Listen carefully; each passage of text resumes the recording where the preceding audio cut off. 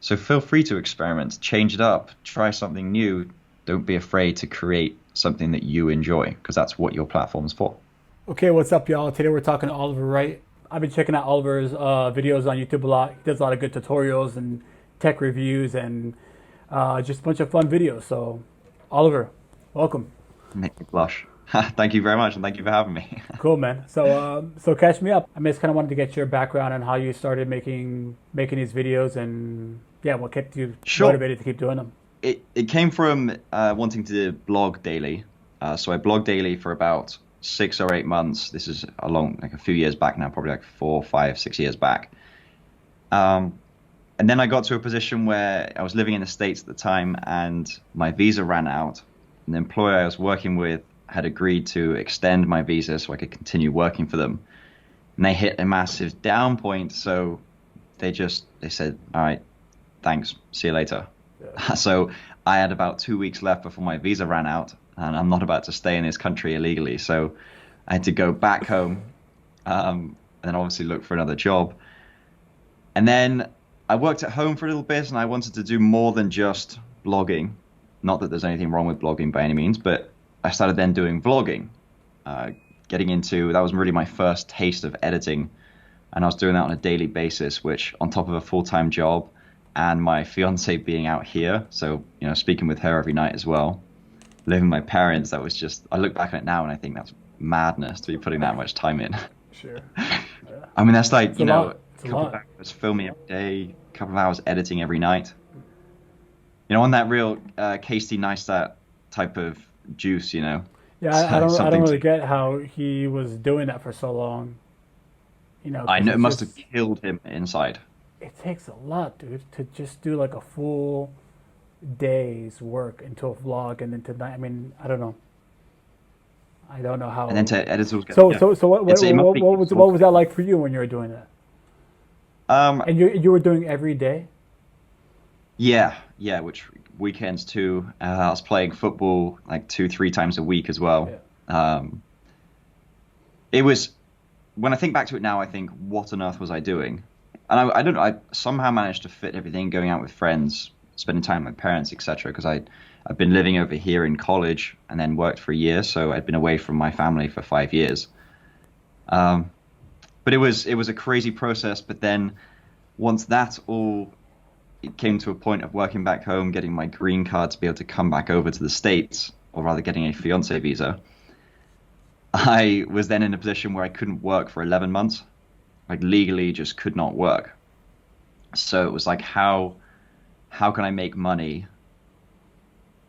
legally, but that's all online, entirely online. So from that point, I started creating digital products, so like editing digital products that I could sell, and then started ramping up the YouTube tutorials, which at the time they seemed to be doing quite well, and I was really enjoying it, getting a lot of videos out. The production quality was way down. I didn't have the money to spend on, really good equipment, audio equipment, video equipment, but I had the time to be able to invest into creating these digital products. So I kind of kept myself afloat from there. And then I started to get into this mindset of multiple streams of income. How can I turn this into more of a long-term business? Fast forward 3 or 4 years, and while YouTube may be struggling, TikTok seems like a really good platform for me at the moment. That seems to have been a lot more fruitful.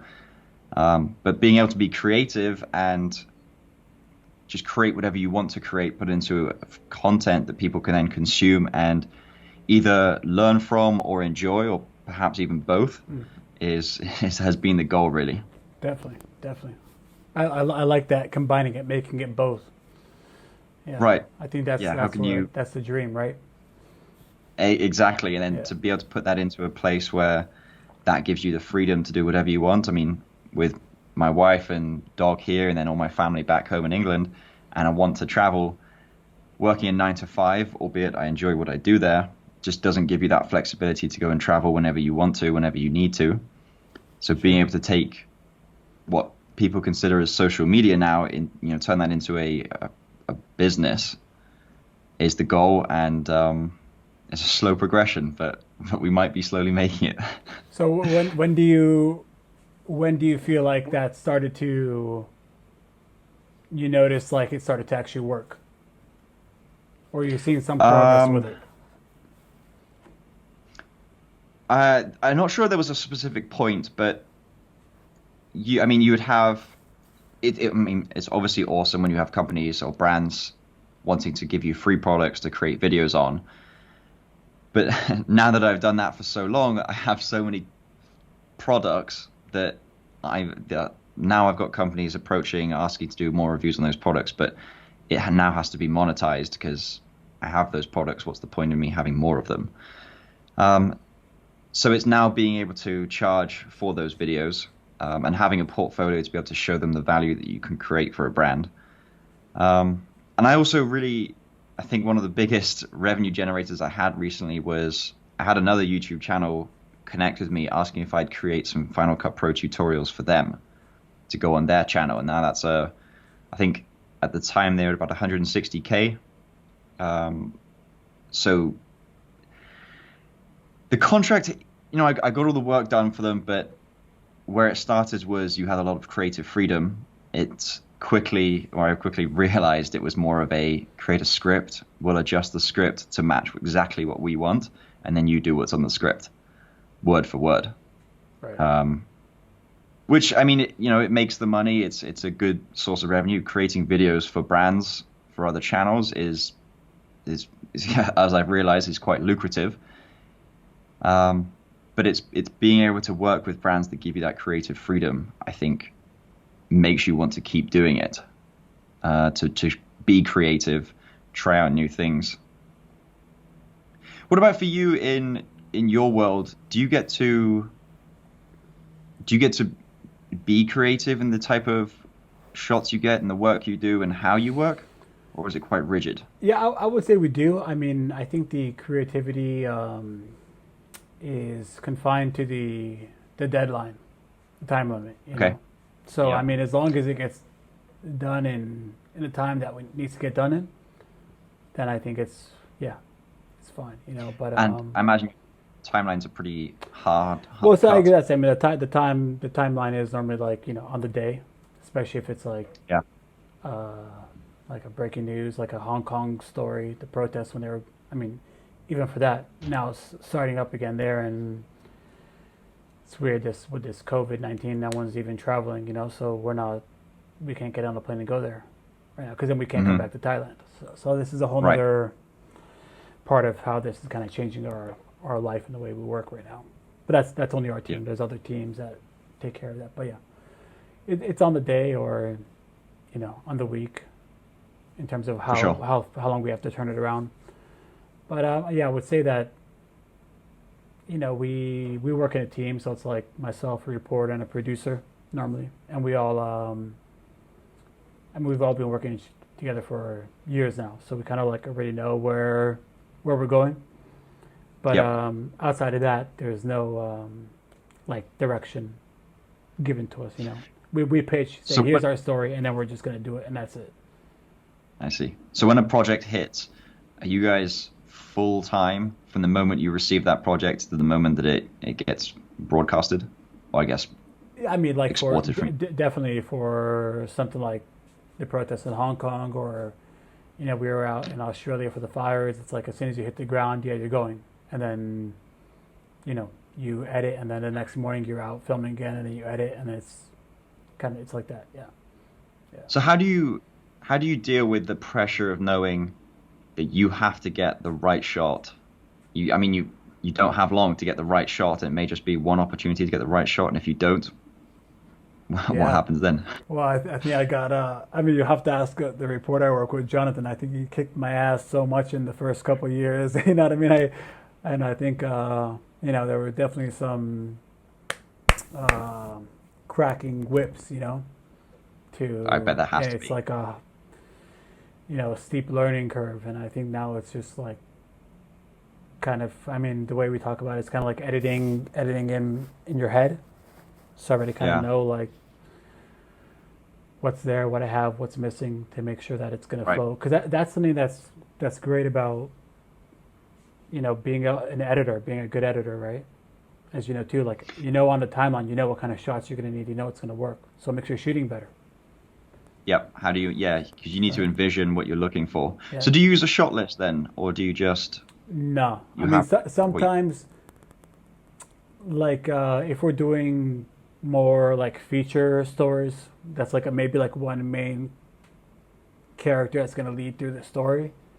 Like we did one on Thai boxing and children in Thai and Muay Thai, okay? and I already had like already a couple shots that I knew I wanted to get, but maybe not like a Yeah, shot list, but maybe just like an idea board, and then I would like work around that in the edit. But yeah, yeah. I see. And your stuff, is it you normally script or shot list stuff? Um, I went through. I never used to script anything out, but then I went through a phase of shot listing absolutely everything to try and pull as much information as I can because I really try to shoot for the edit, not necessarily from a time constraint perspective, but how can I create creative transitions, not just slapping on a transition, but how can I make one shot lead into another from a seamless perspective? Yeah. And I found that one of the easier ways to do that was to plan out a shot list in the to begin with, because you want to look at how your shot is leading in,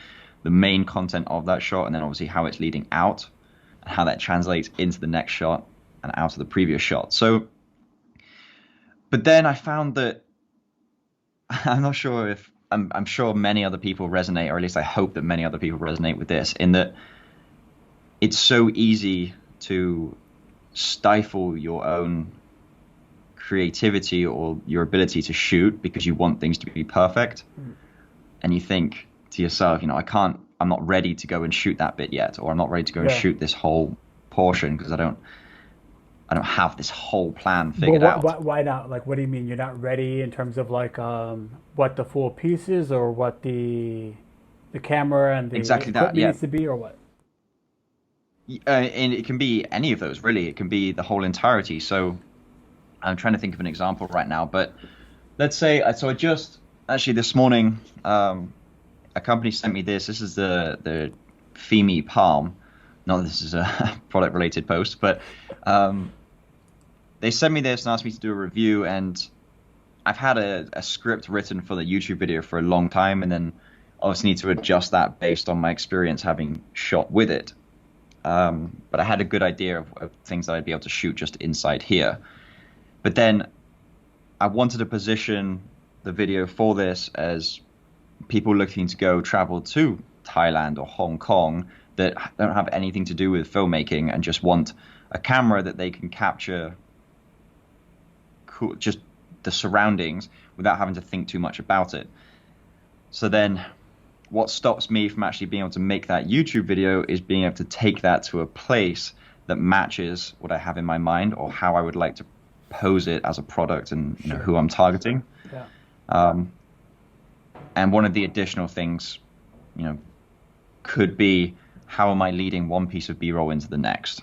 But in this case, I thought, people who I'm targeting this video toward, they're not looking for that. They may not be looking for that kind of creativity. They're looking for test footage. Why is it a good camera? Is it a good camera?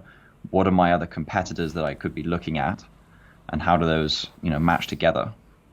So yeah, wanting to have things perfect is can really stifle the ability to actually start. So I find.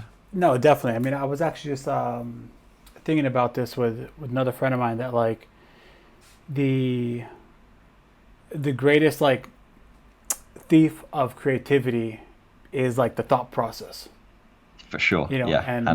And that's definitely something I'm trying to get out of these. It's just like I don't want to think too much about it. This is for me like my creativity / recreation, even though like I work in cameras and film, like this is just what I want to just this is you. This is fun to me. Yeah. This is just fun. And I don't want to work too hard on it. We work hard at work, and I want to just let this be creativity, and that's it. And so no thought process, no script, and no editing, and just let it go. That's kind of. I think I genuinely think that's a really good place, and more people need to hear that too, because they they people wanting to get into filming or YouTube or anything like that, they see these big channels with high production value How do you content. get there? How did somebody get there? Exactly, and They you just see, right. they worked from the beginning up. They started the same way you and I have started, and you're saying, I just want to do it basic. Do I really enjoy it? How am I, if I want to ramp it up, I can. And it was the same for me. How do I start cheap? How do I see if I enjoy it? How do I get content out there? It's a pretty daunting place to start trying to upload content. I mean, when you see things like all these travel videos from the likes of, Sam Calder, Matt Como, etc., Yeah. Ben TK, just incredible stuff. And it must be daunting for all these kids with just their iPhone or something, thinking that they want to be there, but they have no idea how, and they think, I can't get there with just an iPhone. Sure. Even though actually, I think with an iPhone, they're pretty good images right now. I mean, the new one is pretty impressive. My brother had it, and I was like pretty blown away on the last vacation we went on. I can't believe how good they are. Yeah. Low light, I'd say they're pretty terrible for video, Okay. but Yeah. if you're shooting outside or if you've got a pretty decent light, I think they're awesome. Yeah. And I think people just need to, whenever I see people commenting on my stuff, asking what camera they should get, and they're thinking something like an A7 III or a Canon EOS R, thousands of dollars. I'm thinking, look, if you're starting out, how do you know you even like filmmaking? How do you know you even like editing? Nice. What's the least amount you can spend to validate your assumption that you're going to like filmmaking or editing? So yeah, you're right, but So I think what do you tell them in that case? What's the go-to? if you've got a smartphone, try it with that. If you've got a GoPro, try it with that. Yeah. I mean, even something like this. This isn't something that's going to fit in my camera bag. Based on where I'm at with filmmaking, I want more quality. I want more control over what I'm shooting. But for so many people who don't yet have the experience of what is ISO, what is shutter speed, all this kind of stuff, they just want to be able to pick up, press record, and go. I think I always tell them, start with a smartphone or something that you already have, and how can do you enjoy doing it? Because the editing process is definitely not for everyone. Very true. Nice. Like, if I'll Yeah. sit with my wife and she's might watch me edit for a little bit and she's just bored Yeah. Of after course. just a few minutes. Whereas Sure. I'm like, I love it, just being able to cut things up, Yeah. add effects, etc. Yeah. So yeah, different people's minds, the way they work. So you were talking before also about like the difference between YouTube and TikTok, and I guess now you were saying that now you're moving more over there. So I mean, I don't actually even know that world too much, the world of TikTok. So I didn't. indulge me, dude. What does that mean? What is it? So yeah, I was in the same boat about a month ago. I hadn't even downloaded TikTok by that time. Yeah. But I knew it was kind of like, do you remember Vine?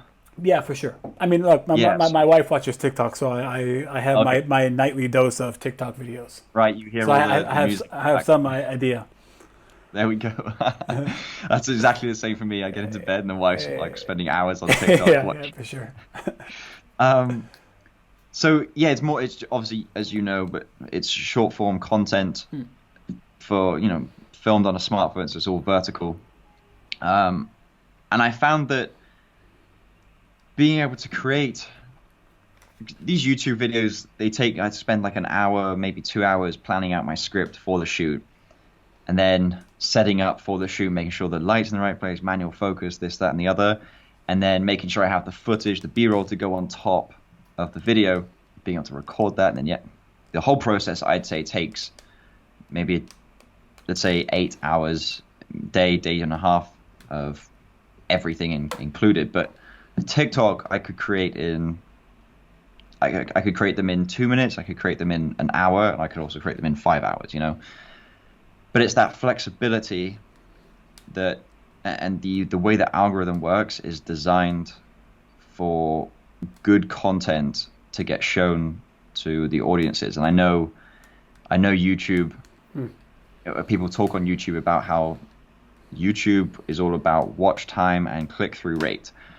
But not to talk about my own content in a way that feels like I'm being done wrong. Obviously, my content isn't matching what the algorithm's looking for or what people are looking for. But when I look at accounts that are doing very well and being recommended to a ton of people in the same industry, and they share that their statistics, their analytics, and mine are in fact actually better. My content just isn't being pushed to more audiences. It seems to stop at some small number. So I thought to myself, for now, this just isn't working for me. I'll continue uploading, but I want to do more product related reviews. Those seem to be getting better view counts because people are searching for them. So these kind of product reviews, I've been more on that recently as opposed to editing tutorials, because I found that while they may not do very well in the first few weeks, over time they'll start to pick up and they'll start to rank higher in the search rankings. So I've got videos that I've posted 8, 6, 4 months ago that are now some of my top videos. But TikTok, on the other hand, is, I think, I'm currently at about almost 27,000 subscribers, which we're at about 7,000 subscribers on YouTube, and I've been doing that for 6 years. So you can't imagine what it's like to have grown like that on TikTok. But that short form content, like quick, snappy, multiple angles. And then I try and increase the production value by bringing it into Final Cut Pro and doing a little bit of color grading, making my colors look unique, adding a LUT, etc. And those seem to be doing really well, keeping it short. So I'm now trying to think, how do I translate that type of short form content over to YouTube to increase analytics there? But it's trying to understand algorithms is not a fun game. Right. Well, it seems like you got it working on TikTok though. Somehow. Somehow. So what kind of stuff? What kind of stuff are you doing there? I hadn't seen your TikTok, so I hadn't. No. Yeah. I'm gonna get you subscribed right now, man. I'll give you one more. Well, thank you very much. You doing the same kind of stuff there? Is it still like editing, or is it more fun, or what?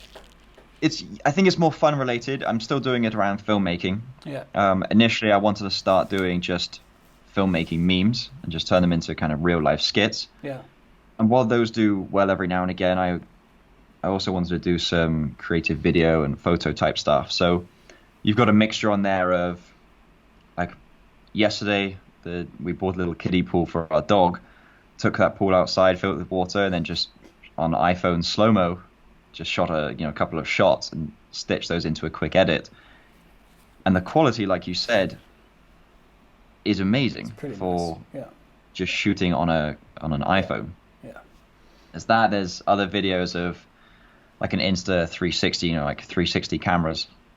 I just made a kind of creative video of pulling that off my desk, taking it outside and just seeing the kind of shot that I could get. And various videos do well. There's no telling what video will do really well, what video will do pretty poorly. Sure. I mean, I think I've got one video at about almost 1.5 million views. Another one of I think that's about 900,000 views, and the rest maybe around 1,000 or a couple of 100,000. Seems like a crazy platform, and a great place to grow and then translate that follower base over to Instagram, over to YouTube. And I think as brands want to work with people, they want to see that you have a following across multiple social medias, not necessarily to have their brand branded across all those platforms at once, but it shows that you have more of a validity across different platforms.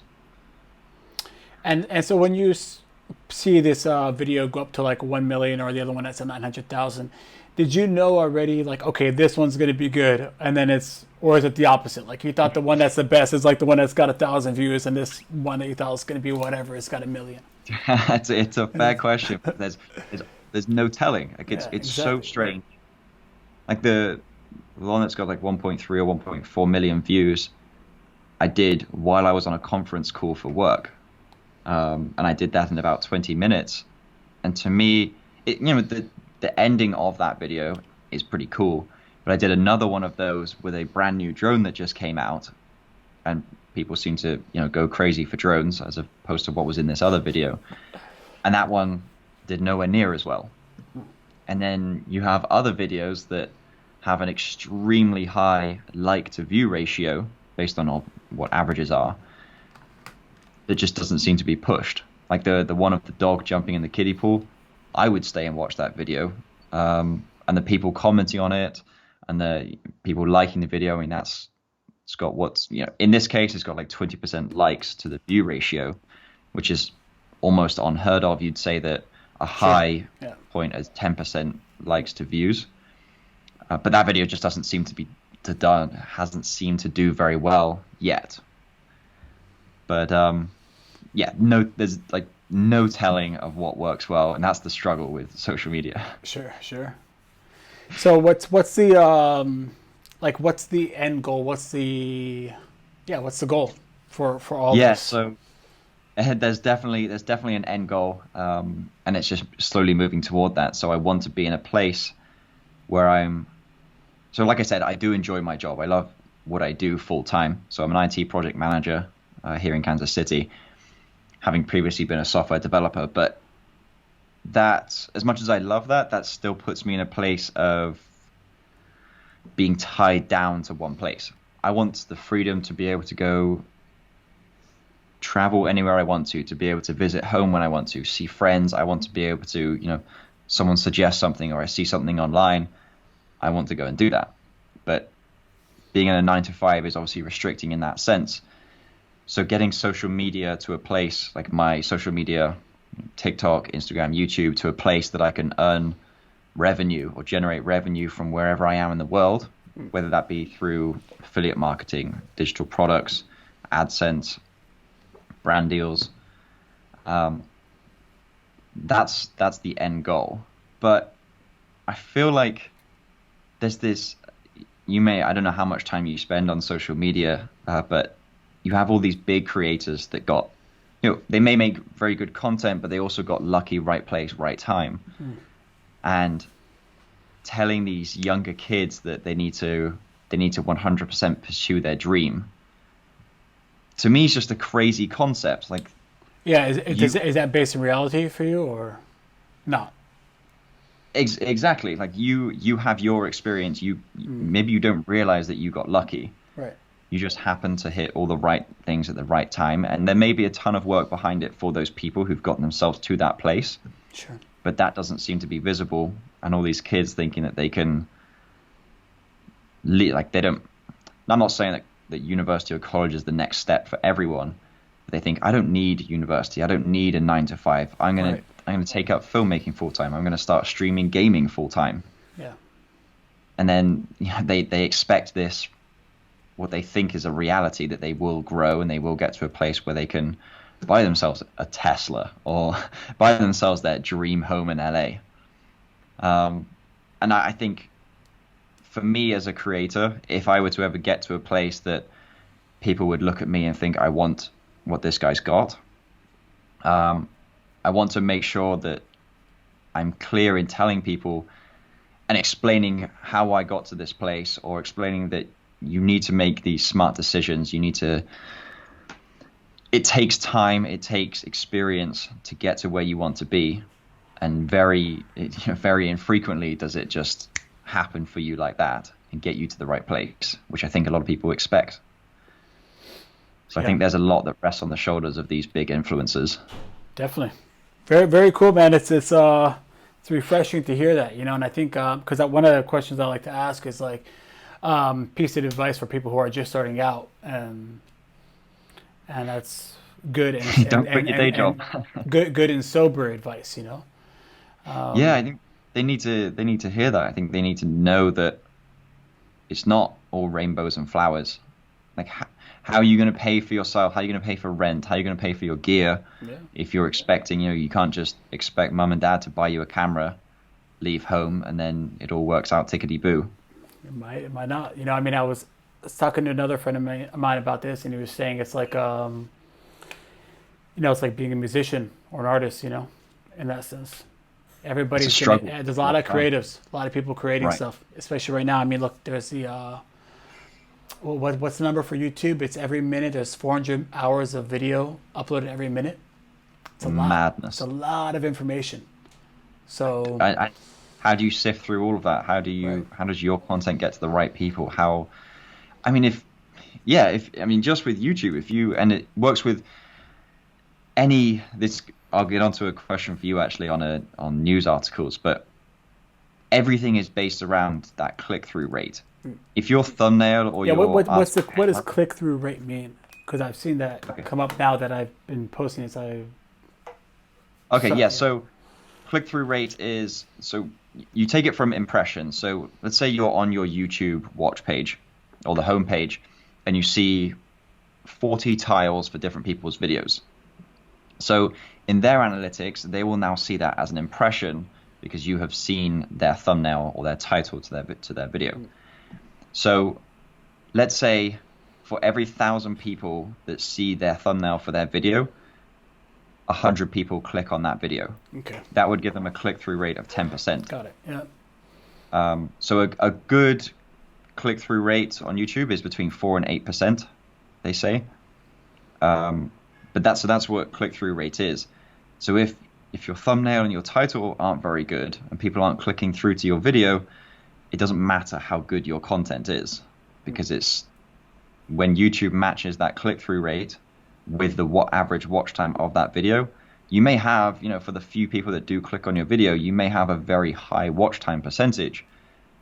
But if, people aren't wanting to click on that video, there's no point in YouTube pushing that content to more people. Right. So, yeah, thumbnails are incredibly important, unfortunately, because you spend all this time working on a video, and then you get to the end of it, all you want to do is post it. That's hilarious. But when it hit me a few years ago that it's exactly the same with news. Like, you have to have a good thumbnail or a good title for people to want to read that article, and especially to read that article from the BBC or from the Washington Post or wherever. Very interesting. Is that something that you guys have to think about, or is that a completely different department? So that's a different department. That's mostly for our online. For us, we do a lot for TV. So, maybe that would be the cue, which the presenter or the newsreader would read as an introduction into the piece. But right. Maybe in the same sense, like that's like why our first shots have to be the best, you know what I mean? Like, so that it gets you in. It's the same thing in a way, actually, right?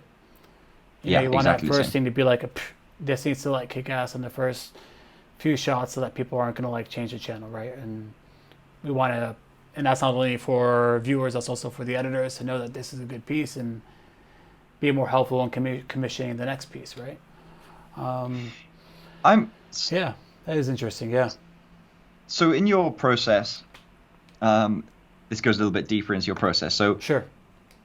I imagine a lot of your stuff is shot chronologically, but when you're trying to get those really interesting shots, are you shooting those as soon as you get out there, or is it often by chance that you get this awesome shot or this really good shot like midway through? Yeah, I'm always looking for it, and it's always like I'm always a little bit stressed or tense, or maybe not anymore, but I used to be, until I know that I'm like, okay, I got that. Now I can kind of chill out a little bit and get the rest. But we just filmed something at this this area. It's a more low-income area in Thailand, and they were giving COVID-19 tests just to make sure that they haven't missed any numbers or something. And I had shots for all the middle and everything else, but I wanted one nice establishing shot, and I knew that there was too much going on, so I just waited till the end. But I already knew what it was going to be, but in that sense it wasn't chronological. I already knew where it was going to be, and I just waited till things have calmed down and I got the rest that I needed, and then I could set up for something establishing, which became the opening shot, which was from a drone perspective way up in the temple, and and all the people gathering for the test. So I think crazy shot. I think it changes in that sense of what if it's chronological or not. Yeah. And then in your process, so you don't, so you and your team don't do the editing. You send that off to an editing team. Is that So what I heard? I edit. I Oh, edit okay. here. So, Okay. but we work. I mean, sometimes we'll talk about it. You know, myself and I work a lot with Jonathan Head. He's the correspondent I work with the most. And you know, either sometimes we'll talk about it, or I'll say, hey, like we kind of already know where the story's going, beginning, middle, end. But maybe there's like a sequence that I've already kind of cut a bit for the story recently. And I said, hey, I really like the way these shots line up. The rest, like, you know, he'll write a script and voice it. Yep. But for that, like, I like that sequence. So let's try to write the script around that. So I sometimes we'll do see. that too. But it's a mix. I mean, we've been working together for almost 6 years, so we kind of like both know each other's workflow really well right now. That's pretty good. Okay. Yeah, Yeah, I mean that's huge for you guys to be able to work together like that. I think it Um, makes it faster. Yeah. that's good. Um, so when do you ever find yourself in a position where you're given the project goal and you have a deadline to meet, and the deadline gets shortened? And does that come in? I mean, I So think about this from a project management perspective, but I'm wondering if you guys have that situation and how you deal with it. you know, I was gonna say no, it doesn't happen because everything is on like the bulletin schedule, like the 6 o'clock news, 10 o'clock news. But then actually there was one time for a story we were doing in Hong Kong, and it was like, okay, get it ready for 8 p.m. local, and it was like it's for the one in the UK, but it was 8 p.m. in Hong Kong, I think. Okay, no problem. You know, that's like it was 3 hours for the edit. I was like, okay, that's no problem. So you know, we're driving back to the hotel, and then they're like, okay, no, 7 p.m. and we're like, oh, that's like pretty tight. Okay, let's go. That's You know, super. and so like it's been like that before, where it's like, okay, 2 hour edit, and that was yeah, you know, like your speed editing. So how do you deal with that from a project management perspective? And it's something I also employ to my edits as well. Is you've got scope, so you've got all your footage. Do you take out some of the footage? Do you reduce some of the quality of how you would normally edit, or do you say you need more time? Like, which of those? Like, how do you deal Well, with that? Or do you just? time is not available in this case, so Yep. I think I go for I don't know. I mean, I think there's like a bit of like adrenaline that kicks in too, Okay. and on those kind of edits. So you're able Uh, to like assimilate the information quicker to be able to edit maybe, faster. You think? maybe, Okay. yeah. I mean, I think, and then actually like so that will go out, and then maybe for like the next hour I can like refine some audio and that kind of thing, you know. But I think for those edits, I mean, because it's like everything that's already been shot on the day, like if it was a protest in Hong Kong, I already kind of you kind of already build it up in your head the whole time Yeah. while you're editing. Yeah. I see. Yeah. So you know what you're going to do with you when you edit. Most of the time. I mean, sometimes there are these, I don't know, every once in a while there's a really painful edit. You know what I mean? There's an edit Yeah. where like, you know, there was one, and this it was the same one that had that opening shot of that temple actually. The whole like first sequence, the whole first 30 seconds. I mean, I couldn't even I edited it so many times I couldn't see it anymore. And it was driving me crazy. I just couldn't even like I knew it looked terrible, and at that point I just didn't even know why. I mean, luckily we weren't on like a crazy deadline. We already knew when we were going to put it out. But maybe that was a problem because I had like a whole day just looking at this same 20 seconds being like it looks like crap, but I don't know why. Finally like it You comes can't together, you work. know what I mean? It is. But I think that there's Yeah. something about like you know, like diamonds are made under pressure, so you need like a deadlines and a pressure. There's always, Yeah. I feel like I think there's like a scientific or psychological term for it, the way your brain works, that there's always enough time to get the work done. That's why people procrastinate, because it's Mm. just the deadline to that is needed to make something. Other than that, Yeah. if there's no deadline, you could do the same thing in A month, a year, or a day? Yeah, and I think it's something that people learn over time as they learn what, of any piece of work, they start to better understand how much that's actually going to take them, and that's why they procrastinate up to a point. Like I've got my master's essay that's due in 2 months, and I'm nowhere close Right. to where I need to Yeah. be right How now. much? How much have you done of it? And you'll probably do it all like the Uh, last. You'll do it all the last week or something. You might. exactly. Yeah. So, but it's a very good point in that I think people do. I mean, in high school and in college where people they procrastinate for so long, they end up not turning in assignments, and part of it's just they could never be bothered to do it. And the other part is that they just don't know. They didn't know how long it was going to take them. They thought they left themselves enough time, but in reality hadn't. Yeah. Um, Yeah. yeah, I think over time we just get better at time management. Yeah. Yeah. Because yeah, So that is the other side you don't want to be in when you're not hitting. Yeah. Oh, for sure. Yeah, deadline. if you're coming across as unreliable, Yeah. yeah, that's a terrible spot to be in. Yeah. That can't happen. Yeah. So this drone shot you were getting, take it, from what you were saying, you're the drone pilot as well? Here. Yeah. Yeah. Yeah. How, I'm going to ask you first about the licensing process Yeah. out there. What's that like? Yeah. I mean, we have to take a like a piloting course Yeah. specific to the drone and have the insurance on it, and then you can fly in certain areas, and it's restricted similar to the way it is in the UK and the US. Yeah. But I think I was reading somewhere, is it true that they're making it like so similar to an actual piloting, like plane pilot license or something? Because there's so many ours, drones. Yeah. Yeah, so ours in the States here was the same test that you'd have to, so it's a Part 107 test that you'd have to also take for like actual For a plane, flight right? piloting. So it was a ton of That's studying kind of for crazy. it. Wow. That's pretty awesome, Yeah, though, actually, in a way. Yeah, it is. It's really cool to.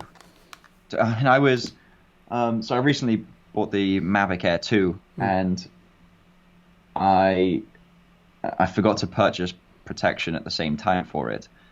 So, and obviously I'd have it for more than 48 hours, and I turned it on, and for DJI to be able to purchase protection plan after 48 hours of having turned it on, you have to go through this whole, you have to send DJI a video of it all functioning properly, etc. So I took it out to this park up the road, just to test out a few things before I did the full test.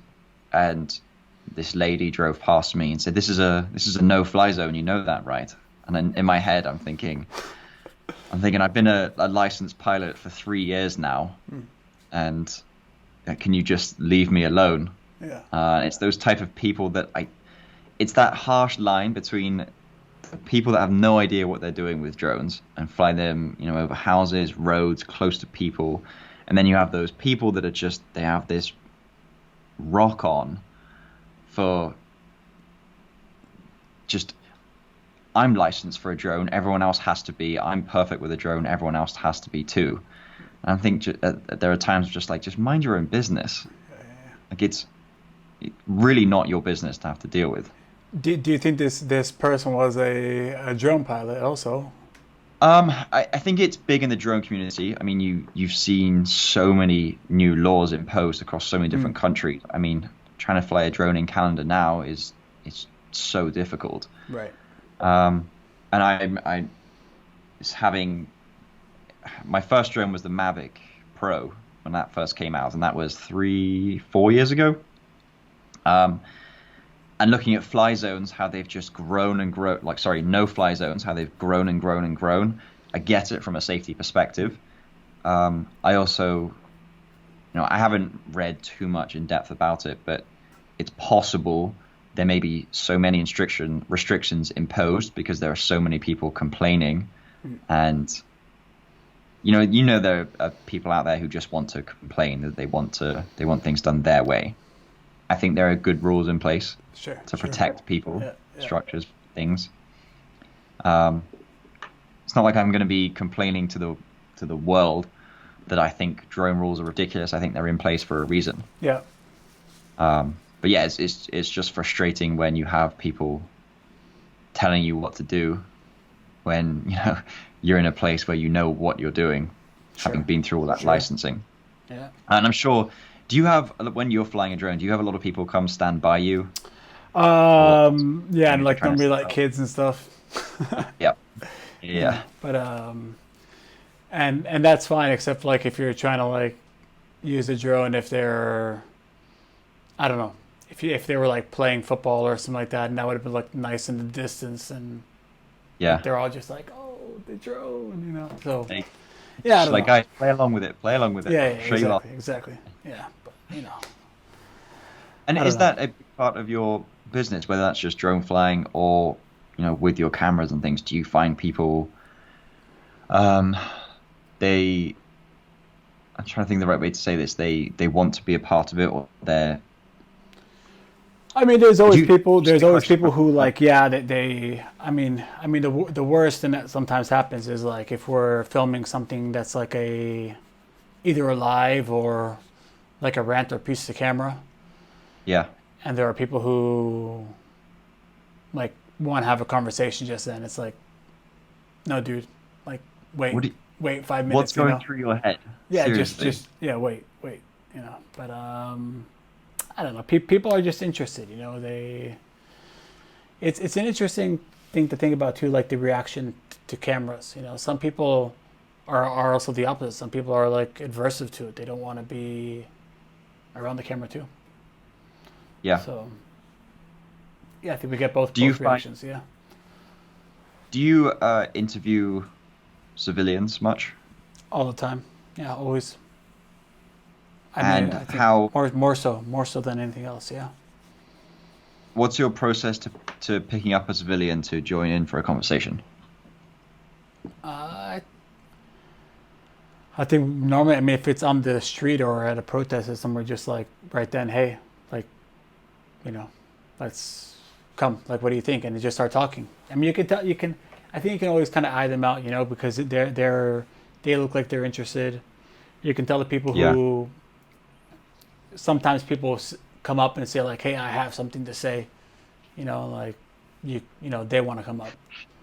And do you find those people are normally offering good? Well, that's the thing. Some depends. I mean, sometimes when it's that, it's either like the person who's like really gone off like the deep end, who's like a bit too far off the rocker, and then sometimes somebody who's like really valid, you know. And you have to measure that, you know. So yeah, difficult. Yeah, it's a challenge, but it's good to hear that obviously you can pick the right people out. It makes it a lot easier, especially when you're under that time crunch and there's a lot going on. Yeah, they have to be coherent, you know, make a coherent point, and you know, it's funny because when we were just talking to a like the health minister here, and you can tell he was like really prepared for how to like make all the information and condense it into a good soundbite. Okay. And these people are like practiced in how to work with the press, and they're like, here's everything you need to know in 15 seconds. Boom, you know what I mean? And they'll just get it out. And it's a hard thing to do. But that's why you have like press secretaries and everything else. You know, these people are like, that's what they're trained to do, to get these sound bites that have all the information. And that's it. You know, that's all you need. Speaking of short bits of information, have you heard of a new, I think it's just an app now, but it's called Quiddy? I think it was one of the... Don't think so. It was an ad in the Super Bowl, but it was one of those ads that people questioned afterwards. They're like, what even was that? But it's take Netflix, Hulu, but it's short form content. So these TV shows are set to 5, 10, 15-minute episodes, and the whole show is based around those 5, 10, or 15-minute episodes, so that people can watch them on their way to work or watch a full episode. Very interesting. I think that's a genius move. You know, people aren't watching Netflix on their way to work or Hulu on their way to work. Right. They're binging, you know, at night. Yeah, but 10, 15 minutes. Yeah. I think it's so I think short form content is king. With, I can't remember the number now, but how many miles people scroll on their phones with their thumb each day. Miles. Wow. Oh my God. I know. I can't I'm thinking No, about myself. What number is that? Damn. Oh my I God. can't think of the right number now. I Yeah. may be exaggerating that with miles, but it was a ridiculous number I Yeah. could Can I, not I'm sure it would. beat. I'm sure it is. I'm sure it is. Um, and people want, as you know, with the news, people want that information in the first few seconds. If they don't get it, they're moving on. Hmm. Yeah. I think that's relating it to YouTube. I think I've seen more success in product review videos because you start the video off with what the video is going to be and how it's going to help the viewer.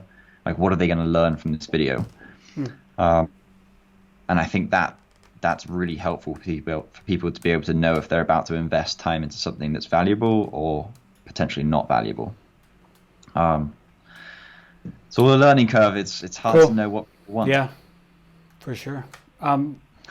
I mean, based on like short form and all that stuff. So where do you see what's the future and where's all this? Where's everything Uh, going? I think just the ability to, I think having your own brand, so a personal brand, I think is the future. I can't see, like, there's so many kids growing up on TikTok, growing up on Instagram, YouTube, and seeing so many ways to generate revenue and live the life they want to live. I'm not saying that corporate America or corporate world is going to disintegrate, but so many more people will want to follow this path because they see the freedom that's involved. But it's if those people have the drive for it. I also think people growing up on social media, because by nature, no one's going to be posting the sad and the boring side to content creation. Sure. Right? Who wants to watch it? So when you're on social media, everything's good. Everything is roses, because that's what people like to see. And if people are consuming that on a daily basis, no doubt, they may find themselves in a position where they're thinking, well, shit, now I'm in a world where it's not what I thought it was. Why is everything not on a plate for me?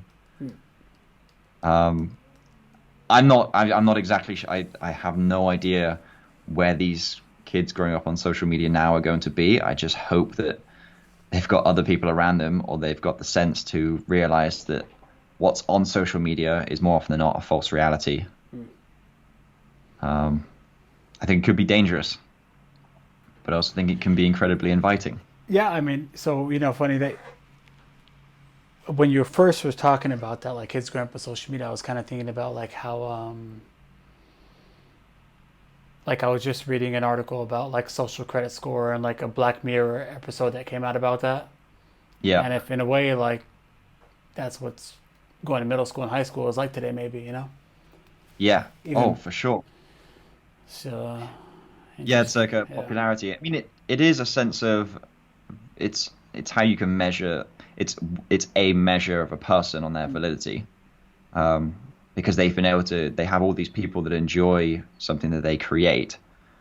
So that's, let's say you may have some kid who's played football for an academy team or something, and they come into a new school. You're going to see them as, oh, they've got some kind of ability behind them. People like them. They're good at what they do. And I don't see it any different for having a social media following.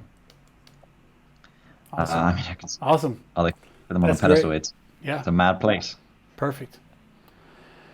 Cool, man. Okay. I mean, I love all that. I think I already asked you about like one piece of advice earlier, and that's like normally one of my last two speed round Last questions. questions. but let me throw you another one, which is I'll throw it as the last one, which is like the best thing about this, the best thing about video, the best thing about content creation. What's the best thing for you? It's a good question. It's full creativity. Whatever you're posting on Instagram, TikTok, YouTube, I think one of the struggles is I have to post the same content that I post all the time because that's what my followers want. But you'll find as you grow, very few of your actual subscribers or your followers are the people seeing your content. It's more often other people. So feel free to experiment, change it up, try something new, see what works, try A/B testing, and just give different things a go. Don't be afraid to create something that you enjoy, because that's what your platform's for. So I think Awesome. there's one Cool. word for people, is that. Cool. Okay, Oliver, if people want to check you out, where can they find you? They can find me on TikTok. The tag is at odd right, so ODD right. It's the same on Instagram too, and then on YouTube it is Oliver Wright. But yeah, if you guys are watching this, yeah, feel free to check out, drop a comment, let me know where you came from. Danny Bull's podcast. Cool. Okay, All right, Oliver Wright. Danny, appreciate it. Great chat.